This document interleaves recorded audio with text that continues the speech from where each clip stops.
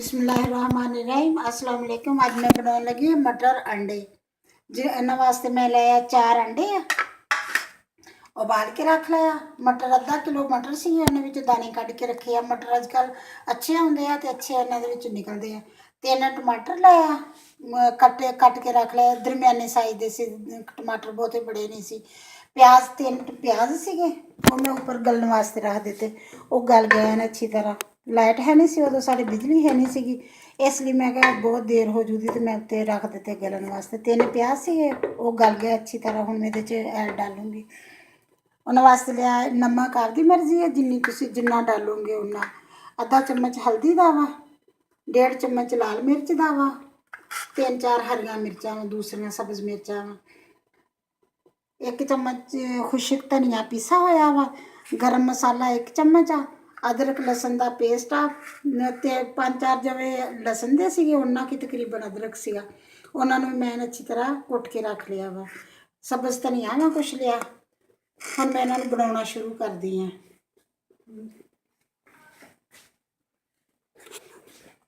बिस्मिल्लाहिर्रहमानिर्रहीम। मैं ये ऐड डाल दी है।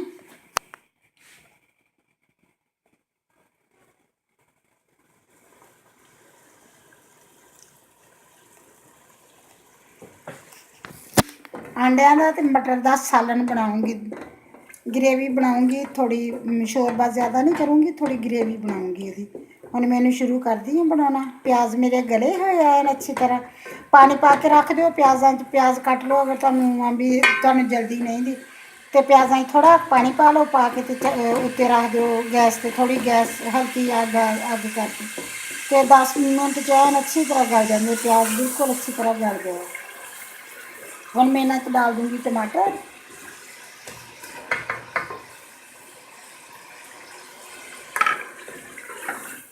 नाल ही डाल दूँगी लहसुन अदरक का पेस्ट।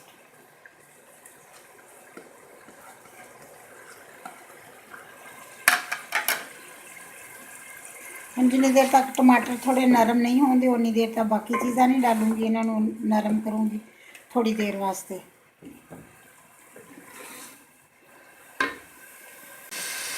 बिस्मिल्लाहिर्रहमानिर्रहीम। टमाटर मेरे तकरीबन नरम हो गया, काफ़ी सारे नरम हो गए। हजे इन्होंने पानी तो है लेकिन नरम हो गया। हम मैं इन्होंने बाकी चीज़ां डालूंगी। ये डालूंगी मैं नमक, नाल ही डाल दूँगी हल्दी पाउडर,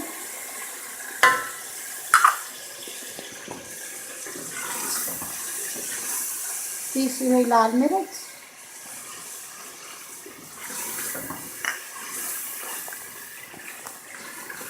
खुश्क धनिया पीसिया होया, गरम मसाला। हुण मैं मसाले में अच्छी तरह पहले भुनूंगी, बाद में इन्हां च अंडे फ्राई करूँगी।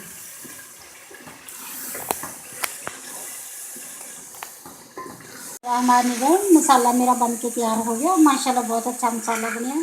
और मैं ये डाल देनी सब्ज़ मिर्चा, और मैं कट के 2-2 कर लिया सी। नाल ही ये डाल दूँगी अंडे।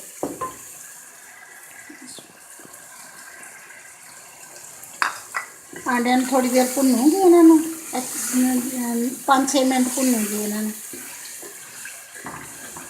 फिर इन्हों मटर डालूंगी।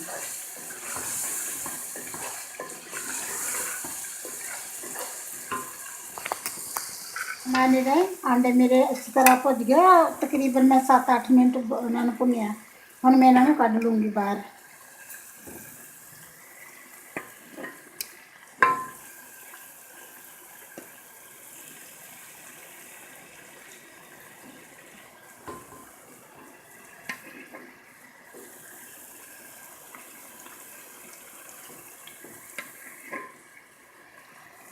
हुण इन्होंने बाहर कट के रख दिता। हुण मैं ये डालूँगी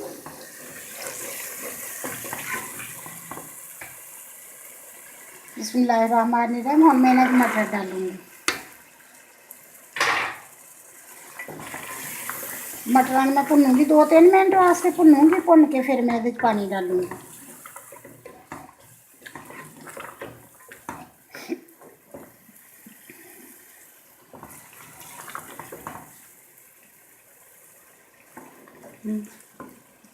रहमानिर्रहीम। हम मैं मटर पा के मटर भुज गया तकरीबन 2-3 मिनट पकाया भुने, ज़्यादा देर नहीं भुने। हुण इन्हां च मैं डाल दूँगी पानी, इन्ना कि डालूँगी जिहड़े गल जाण, थोड़ा जिहा होर डालूँगी।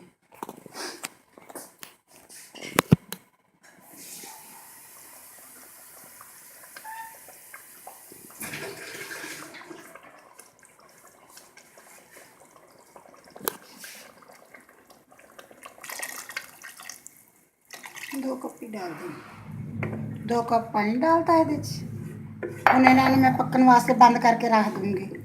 तकरीबन दरमियानी अग ते रखूँगी, ज़्यादा अग नहीं करूँगी कि बहुत ज़्यादा हो 2 मिनट च ही बन जाए। दरमियानी अग ते उत्ते ढक्कन दे के रख दूँ, 1-2 दफ़ा देखूँगी विचों, फिर तुहानूं दिखाऊँगी। रहमान रहीम, सालन मेरा बन के तकरीबन तैयार हो गया माशाल्लाह, बहुत अच्छा बनया हुआ, खुशबू भी अच्छी आती है। हम मैं ये डालूँगी धनिया, सब्ज़ धनिया।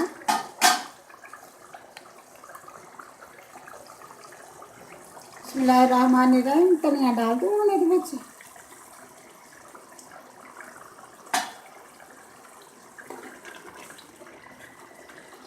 बस तकरीबन सालन बन गया और नाल ये अंडे डाल दूँगी।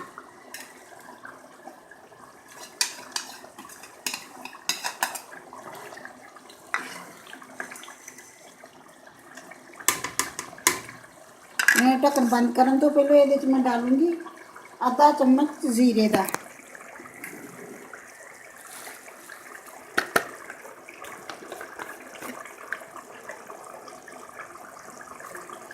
बिस्मिल्लाहिर्रहमानिर्रहीम।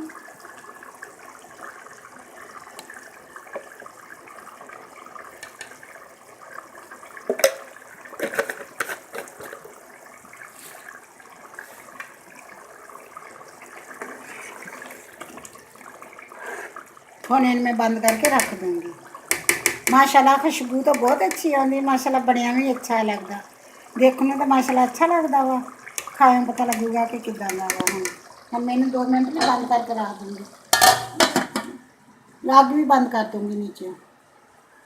रहमानिर्रहीम, सालन मेरा बन के बिल्कुल तैयार हो गया माशाल्लाह, बहुत अच्छा बनया सालन। बहुत बस ज़्यादा शोरबा नहीं ना, थोड़ी जी ग्रेवी जी बनाई है, ज़्यादा नहीं शोरबा बनाईदा इहदा। माशाल्लाह बहुत अच्छा बनया, खुशबू भी बहुत अच्छी आती है। अगर मेरी वीडियो पसंद आए लाइक करना है, शेयर करना, सब्सक्राइब करना। अल्लाह हाफिज़।